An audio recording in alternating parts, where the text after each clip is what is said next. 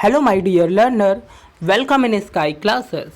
इस वीडियो में हम DSSB एग्जामिनेशन के PGT बायोलॉजी पेपर को सॉल्व करने वाले हैं। तो DSSB में PGT का जो पेपर था उसमें कैसे क्वेश्चंस पूछे गए थे, ओवरऑल यहाँ पर सॉल्यूशंस आप देखने वाले हैं। इसके पहले मैंने 1 से लेकर के 50 क्वेश्चन का एक वीडियो फॉर्म किया था, देन 51 से मैंने 100 क्वेश्चंस का वीडियो फॉर्म किया था। तो 2 वीडियोस अब तक फॉर्म कर चुका हूँ PGT DSSB के क्वेश्चन पेपर्स पर। इस वीडियो में हम क्वेश्चन नंबर 101 से स्टार्ट करेंगे और क्वेश्चन नंबर 150 तक सॉल्यूशंस देखने वाले हैं। तो ये वीडियो हेल्पफुल रहने वाला है आपके लिए, क्योंकि आपको ये समझ में आएगा कि पेपर पैटर्न क्या है, क्वेश्चंस कैसे आएंगे, ताकि आप नेक्स्ट एग्ज़ाम की प्रिपरेशन पर कितना फोकस करें। Okay, so next one start करते हैं। Question number 101। क्वेश्चन नंबर 101 है, due to over watering of plants the top soil loses mineral nutrients bye.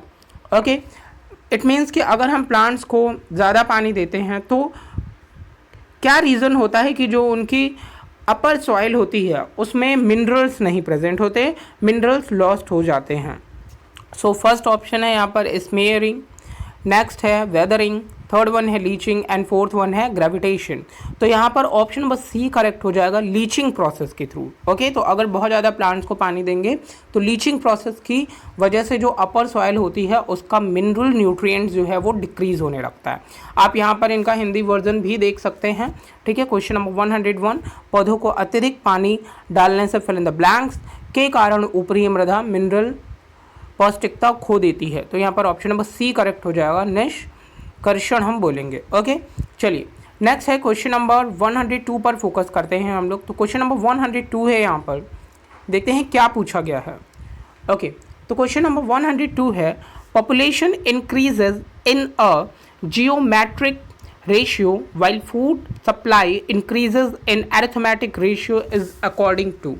मतलब कि जो भी पॉपुलेशन यहाँ पर कौन सा ऐसा लॉ होगा जहाँ पर पॉपुलेशन इंक्रीज़ होती है और जियोमेट्रिकल रेशियो से इंक्रीज़ होती है, तो यहाँ पर फूड का जो भी स्टोरेशन है एक तरीके से उसका रेशियो इंक्रीज़ होगा। तो ये थ्योरी बहुत ज़्यादा फेमस है TR माल्थस की। तो ऑप्शन नंबर बी, यहाँ पे हमें बिल्कुल भी ऑप्शंस नहीं देखने पड़ेंगे, सिर्फ हमें ये पता है कि ये जो थ्योरी है, ये कॉन्सेप्ट है, ये TR माल्थस से रिलेटेड है। उन्होंने एक बुक फॉर्म की थी जिसका नाम था an essay on the principle of population. Okay, जहाँ पर उन्होंने ये पूरा कॉन्सेप्ट जो कि यहाँ पर मेंशन है वो दिया था। तो ऑप्शन नंबर बी करेक्ट हो जाएगा, TR माल्थस। नेक्स्ट है क्वेश्चन नंबर 103 देखते हैं, most active ingredient of marijuana is.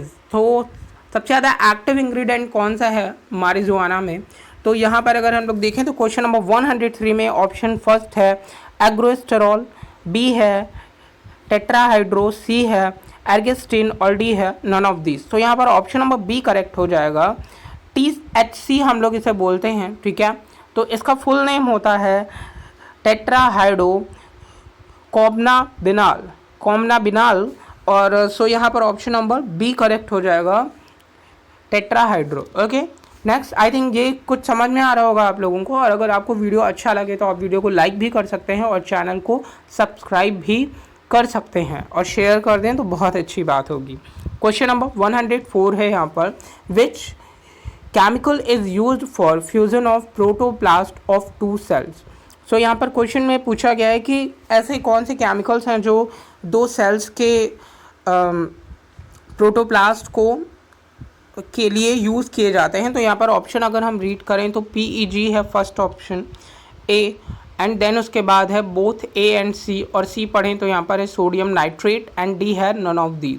तो कौन सा ऑप्शन हो जाएगा करेक्ट? कौन से केमिकल्स का हम यूज़ करते हैं 2 सेल्स के प्रोटोप्लास्ट के फ्यूज़न के लिए? तो यहाँ पर हमारा ऑप्शन जो करेक्ट होने वाला है वो होगा ऑप्शन नंबर बी, क्योंकि सिंपल सी बात है, जो PEG होता है जैसे कि हम पॉलीएथेनिल ग्लाइकोल बोलते हैं, और उसके साथ में यहाँ पर सोडियम नाइट्रेट, इन दोनों का यूज़ करके हम 2 सेल्स के प्रोटोप्लास्ट को फ्यूज़न करा सकते हैं। ओके, तो ऑप्शन नंबर बी करेक्ट हो जाएगा।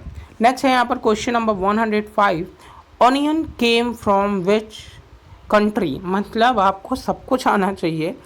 DSSB के क्वेश्चन अगर आप जा रहे हैं एग्ज़ाम देने, तो जो ओनियन है वो आया हुआ है चाइना से, जो हमारे चाइनीज़ लोग हैं, ओनियन वहीं से आया हुआ है। तो बहुत से ऐसे वेजिटेबल्स हैं, तो एक तरीके से आप एग्रीकल्चर्स भी पढ़ लीजिए, है ना। क्वेश्चन नंबर 106 है। क्वेश्चन नंबर 106 में पूछा गया है, Nageri a breed of cow comes under which category. तो सिंपल सा क्वेश्चन है और इसके लिए भी आपको पूरा एक तरीके से जो ब्रीडिंग का चैप्टर है वो क्लियर करना होगा। तो यहाँ पर फर्स्ट है मिल्च ब्रीड, बी है general utility breed, and C option है ड्रॉट ब्रीड्स, एंड डी है नन ऑफ दीज। तो यहाँ पर ऑप्शन नंबर सी करेक्ट हो जाएगा, ड्रॉट ब्रीड हम बोलते हैं इनको, तो ऑप्शन नंबर सी करेक्ट होगा। क्वेश्चन नंबर 107 है, Bacillus subtilis forms how many antibiotic. तो यहाँ पे इनका जो एग्जैक्ट आंसर हो जाएगा वो हो जाएगा 60, ऑप्शन नंबर सी करेक्ट होगा। क्वेश्चन नंबर 108 देखते हैं, what was the product of ancient biotechnology. So ancient biotechnology का प्रोडक्ट है अल्कोहल, है ना। अल्कोहल बहुत एंशिएंट टाइम से लोग ले रहे हैं, सो यहाँ पर अल्कोहल हो जाएगा राइट आंसर। देन है क्वेश्चन नंबर 109 देखते हैं, lymph nodes are to fight against. So हम सब जानते हैं जो लिम्फ नोड्स होती हैं वो जर्म्स के अगेंस्ट फाइट करती हैं, तो यहाँ पर डी ऑप्शन करेक्ट हो जाएगा। क्वेश्चन नंबर 110 है, अ ह्यूमन ओवम कंटेन। ये भी बहुत सिंपल सा था कि एक ह्यूमन ओवम में क्या प्रेजेंट होता है। सो यहाँ पर हम देखें अगर तो 1X क्रोमोसोम, तो ओवम में सिर्फ और सिर्फ एक X क्रोमोसोम होता है, और ऐसे आप जानते हैं नॉर्मल 46 क्रोमोसोम प्रेजेंट होते हैं, बट अगर हम एक्स की बात करें तो एक X क्रोमोसोम है, ओके, और ऑटोसोम्स होंगे। नेक्स्ट है यहाँ पर 111 है, न्यूक्लियर मेम्ब्रेन ओरिजिनेट्स फ्रॉम। तो जो न्यूक्लियर मेम्ब्रेन होती है वो इंडोप्लाज्मिक रेटिकुलम, एकदम करेक्ट आंसर हो जाएगा ER।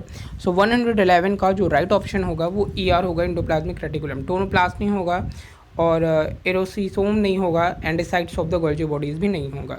सो क्वेश्चन नंबर 111 का हमने जाना बी ऑप्शन है। नेक्स्ट है, ये इनका हिंदी वर्जन है, हिंदी ट्रांसलेशन है, आप चाहें तो स्क्रीनशॉट ले सकते हैं। और हम देखते हैं क्वेश्चन नंबर 111 के बाद क्वेश्चन नंबर 112, ओके। सो ये फर्स्ट क्वेश्चन है यहाँ पर, according to the Chargaff rule. तो according to the Chargaff rule आप जानते हैं adenine plus thymine is equal to guanine plus cytosine. तो ये हो जाएगा, और हमें कोई भी और ऑप्शन देखते हैं तो adenine plus guanine and thymine plus cytosine, okay. तो AG is equal to TC, ठीक है। तो ये हो जाएगा यहाँ पर ऑप्शन नंबर बी करेक्ट, ठीक है। तो जो चेरागैफ थे उन्होंने यही बताया था कि जो प्यूरिन है वो पिरिमिडीन के इक्वल होंगे और पिरिमिडीन होंगे प्यूरिन के इक्वल। तो A plus T is equal to T plus C हो जाएगा यहाँ पर।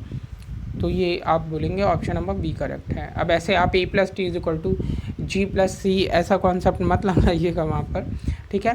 क्वेश्चन नंबर 113 है, enzyme which exist is more than one form. ऐसे कौन सा एंजाइम है जो मोर दैन वन फॉर्म में एग्जिस्ट करते हैं। तो यहाँ पर ऑप्शन नंबर सी, आइसोजाइम्स हम जानते हैं बहुत ही सिंपल से, तो ऑप्शन नंबर सी करेक्ट हो जाएगा। क्वेश्चन नंबर 114 है, एरिथ्रोब्लास्टोसिस फर्टिलिस अकर्स व्हेन। जानते हैं RH एंटीजन से रिलेटेड ये प्रॉब्लम होती है। तो यहाँ पर अगर हम देखें तो RH नेगेटिव मदर और RH पॉजिटिव अगर फादर होगा तो एरिथ्रोब्लास्टोसिस फर्टिलिस प्रॉब्लम होती है। नेक्स्ट है क्वेश्चन नंबर 115, एकदम सिंपल सा है, कुछ क्वेश्चन काफ़ी सिंपल सा है और कुछ क्वेश्चंस का लेवल काफ़ी हाई है। तो काला आजार इज कॉज्ड बाय, सो बिल्कुल सिंपल है, सीसी फ्लाई हम बोलते हैं इसे, इनकी वजह से होता है, और कोई ऑप्शन हमें नहीं रीड करना है यहाँ पर। क्वेश्चन नंबर 116 है, in Ascaris first and last moults takes place in. तो देखते हैं इनके ऑप्शन हैं लीवर, हार्ट, किडनी, इंटेस्टाइन। तो यहाँ पर जो एस्कैरिस है उनकी अगर हम बात करें, एस्कन्स है ये, और एस्कैरिस में जो first last moults takes place होता है वो टेक्स प्लेस होता है इंटेस्टाइन में। तो ऑप्शन नंबर डी यहाँ पर करेक्ट ऑप्शन हो जाएगा। क्वेश्चन नंबर 117 है यहाँ पर, smallest size of the cell which can be seen with naked eyes. तो जो स्मॉलेस्ट साइज की सेल्स होती हैं उन्हें हम लोग 10 माइक्रोन तक जो है नेकेड आइज से देख सकते हैं। तो ऑप्शन नंबर सी करेक्ट हो जाएगा। नेक्स्ट वन है question number 118, the gills of mushroom, okay. तो ये जो क्वेश्चन है यहाँ पर अगर हम देखें तो option number help in respiration, B जो है ऑप्शन करेक्ट होगा, bear spores which help in reproduction. Okay, तो जो गिल्स लाइक स्ट्रक्चर हम लोग देखते हैं वो हेल्प करते हैं रिप्रोडक्शन की प्रोसेस में। ओके, सो नेक्स्ट वन है यहाँ पर क्वेश्चन नंबर 119 है, blood calcium level can be increased by administration of. तो ब्लड के कैल्शियम लेवल की अगर हम बात करें तो ये यहाँ पर ग्लूकोज, नेक्स्ट है पैराथॉर्मोन, थर्ड वन है थायरोक्सिन और डी है कैल्सिटोनिन। तो पैराथॉर्मोन होगा करेक्ट ऑप्शन। नेक्स्ट है question number 120, bone marrow is absent in. Bone marrow किन में एब्सेंट होती है? सो ऑप्शन नंबर ए है reptilia, fishes, amphibia and birds. Birds में बोन मैरो नहीं प्रेजेंट होती क्योंकि न्यूमेटिक बोन्स प्रेजेंट है वहाँ पर। क्वेश्चन नंबर 121 है, the coconut and mango fruits are. अब जो कोकोनट और मैंगो फ्रूट्स होते हैं वो कैसे होते हैं? एरीज होते हैं, ड्रूप्स फ्रूट बोलते हैं इनको, या हेस्पेरिडियम बोलते हैं, या फिर ओम्स बोलते हैं। तो हम इन्हें बोलते हैं ड्रूप फ्रूट्स बोलते हैं। तो ऑप्शन नंबर बी करेक्ट हो जाएगा। देख लीजिए क्वेश्चन पेपर का पैटर्न क्या है भाई, ठीक है। नेक्स्ट वन है यहाँ पर हिंदी वर्जन है इनका, और क्वेश्चन पेपर देख के आपको समझ में आ रहा होगा कि कितनी ज़्यादा प्रिपरेशन की ज़रूरत है, क्योंकि कुछ क्वेश्चंस आपको आप ये सोचें कि इंटर लेवल की बुक से कुछ होने वाला है, तो मुझे नहीं लगता कि, क्योंकि फ्रूट्स के बारे में अगर आप देखें एनसीईआरटी में तो इतना ज़्यादा कुछ भी डिटेल्स नहीं मेंशन है। क्वेश्चन नंबर 122 देखते हैं, which of the following is not a saturated fatty acid. So saturated fatty acid नहीं है क्वेश्चन नंबर 122 में। तो इनका फर्स्ट ऑप्शन है मोनटोनिक एसिड, नेक्स्ट है पाल्मेटिक एसिड, थर्ड वन है ओलिक एसिड एंड डी है यहाँ पर टियरिक एसिड। सो इनका जो ऑप्शन करेक्ट होगा वो होगा ओलिक एसिड। ओके, जो not a saturated fatty acid नहीं है, सो ऑप्शन नंबर सी यहाँ पर हो जाएगा। ओके, ऑप्शन नंबर सी हो जाएगा ओलिक एसिड। नेक्स्ट है question number 123, which of the following is called a. इनमें से जो भी क्वेश्चन लिखा है jokers of the microbiology park. Okay, तो हम किसे बोलते हैं? और यहाँ पर अगर फोकस करें ऑप्शंस में तो ऑप्शन ए है बैक्टीरिया, बी वायरस, सी है माइकोप्लाज्मा एंड डी है साइनोबैक्टीरिया। तो माइकोप्लाज्मा को एग्जैक्टली बोलते हैं jokers of the microbiological park. तो आई थिंक नया होगा आप लोगों के लिए, मेरे लिए भी जब मैंने इस क्वेश्चन पेपर को देखा तो मेरे लिए भी ये नया ही था। सो ऑप्शन नंबर सी हो जाएगा माइकोप्लाज्मा। नेक्स्ट है 124 और ये है when a grape is placed in concentrated sugar solution then it will show. अगर हम ग्रेप्स को एक कंसनट्रेटेड सोल्यूशन में प्लेस करें तो क्या कौन सी प्रोसेस हम देखेंगे? सो फर्स्ट वन है ऑस्मोसिस, और यहाँ पर एस लिखा है तो वो होगा imbibition, plasmolysis, none of this. तो we all know it's a plasmolysis होती है ये। So option number C correct हो जाएगा यहाँ पर। नेक्स्ट वन है यहाँ पर question number 125, who propose the and next है checker board method. Checker board method Punnett ने किया था, तो ऑप्शन नंबर बी हो जाएगा करेक्ट यहाँ पर।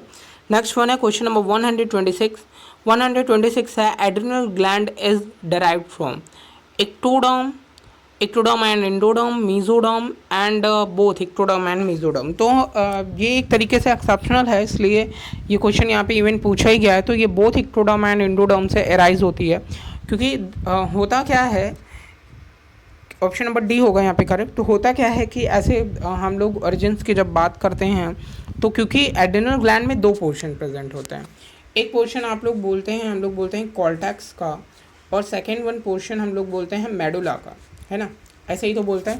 तो जो कॉर्टेक्स है और मेडुला, जो कॉर्टेक्स रीजन होता है वो मीजोडर्म से फॉर्म होता है। कॉर्टेक्स किससे फॉर्म होगा? मीजोडर्म से फॉर्म होता है, और जो मेडुला वाला पोर्शन होता है वो फॉर्म होता है एक्टोडर्म से। तो इस वजह से ये क्वेश्चन काफ़ी कॉम्प्लिकेटेड रहता है, और हम लोग एक ओरिजिन समझते हैं, इस वजह से एक लगा देते हैं, बट यहाँ पे कुछ ऐसा रहता है। तो आई थिंक क्वेश्चन नंबर 126 आपको समझ में आया होगा। अगर आपको लगता है कि कुछ प्रॉब्लम है तो आप मुझे कमेंट सेक्शन में बता भी सकते हैं कि हाँ इस क्वेश्चन में थोड़ी सी प्रॉब्लम है, तो मैं उसे देखूँगा। 127 है क्वेश्चन यहाँ पर। 127 में है filtration fraction is the ratio of. तो फिल्ट्रेशन फ्रैक्शन का जो रेशियो होता है वो क्या होगा? ऑप्शन नंबर ए है O2 एंड CO2, बी है GFR एंड RPT, सी है HCO3 and H2CO3 and D है HB एंड HbO2। तो जो फॉर्मूला होता है फिल्ट्रेशन फ्रैक्शन का वो FF is equal to GFR and RPF होता है। आई थिंक पढ़ा होगा आप लोगों ने, RPF होता है।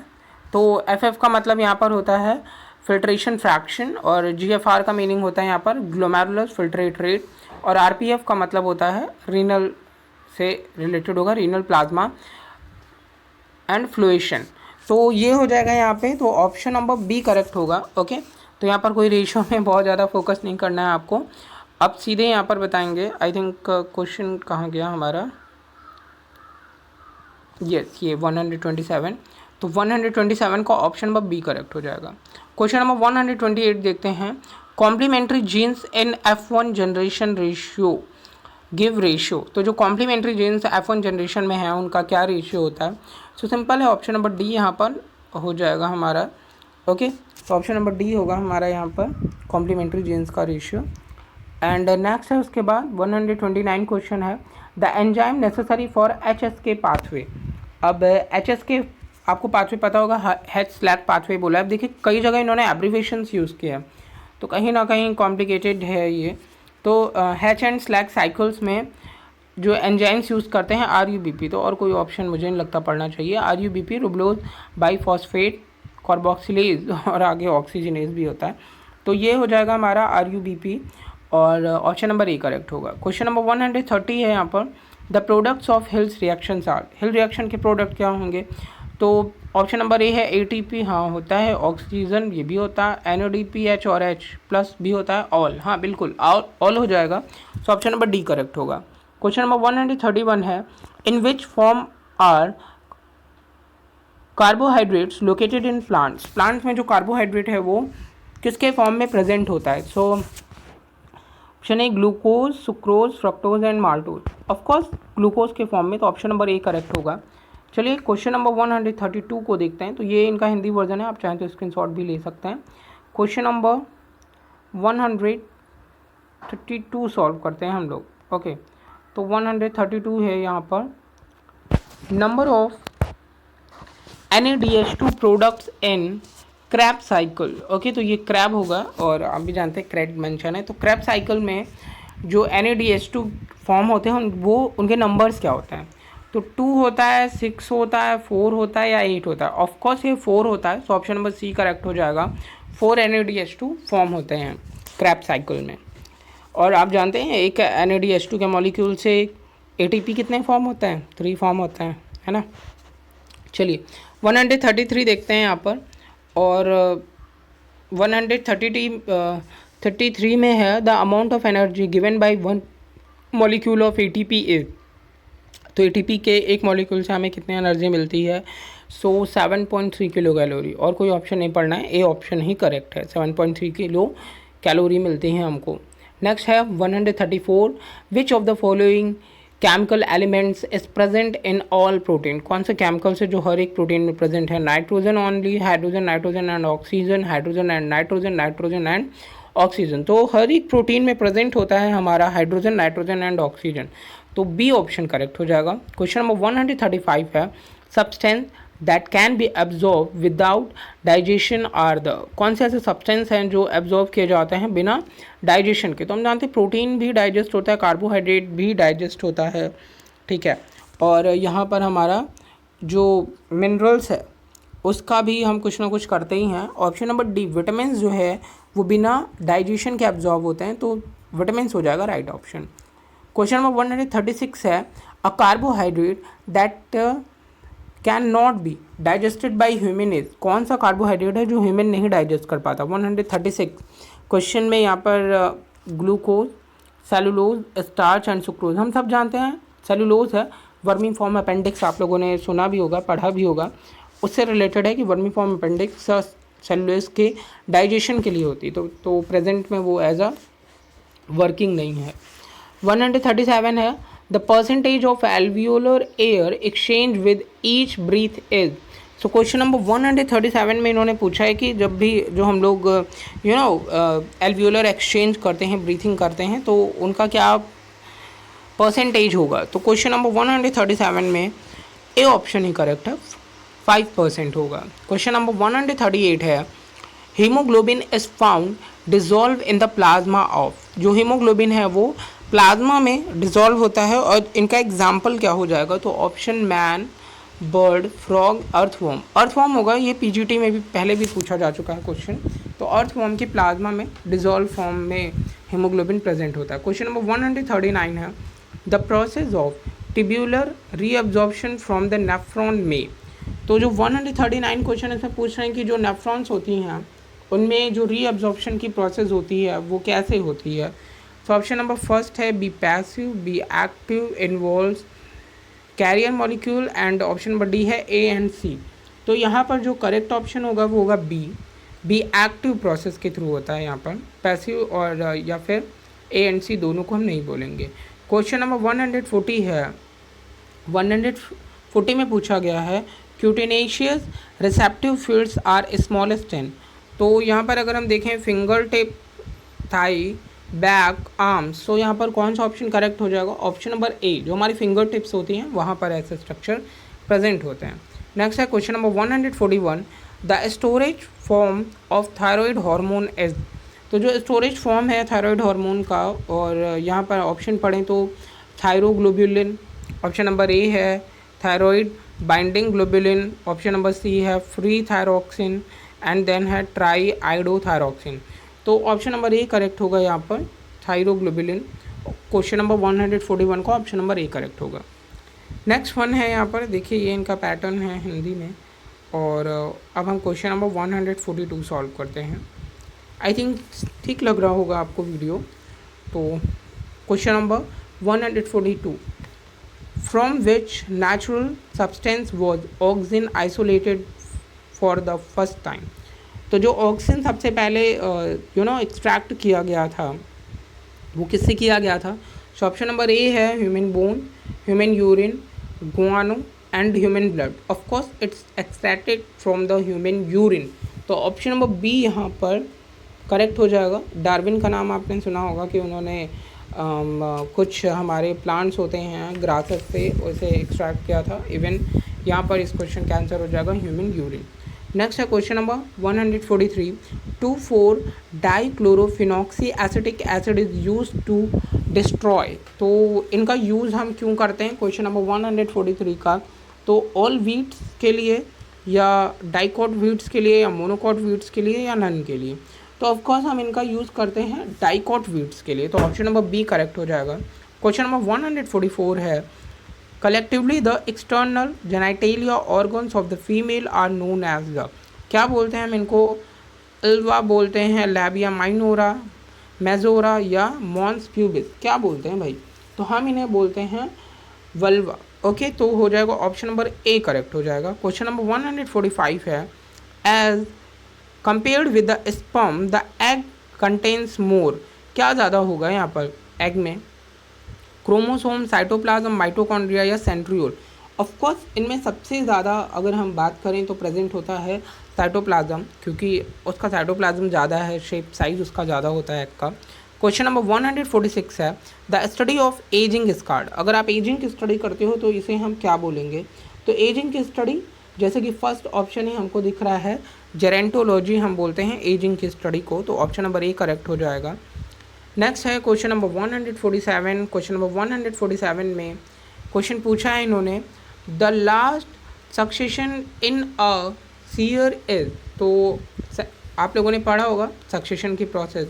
तो यहाँ पर क्वेश्चन नंबर 147 में जो सीयर है उसका लास्ट सक्सेशन क्या होगा, तो यहाँ पर क्लाइमैक्स स्टेज को हम बोलते हैं। तो क्लाइमैक्स ऑप्शन नंबर सी हो जाएगा।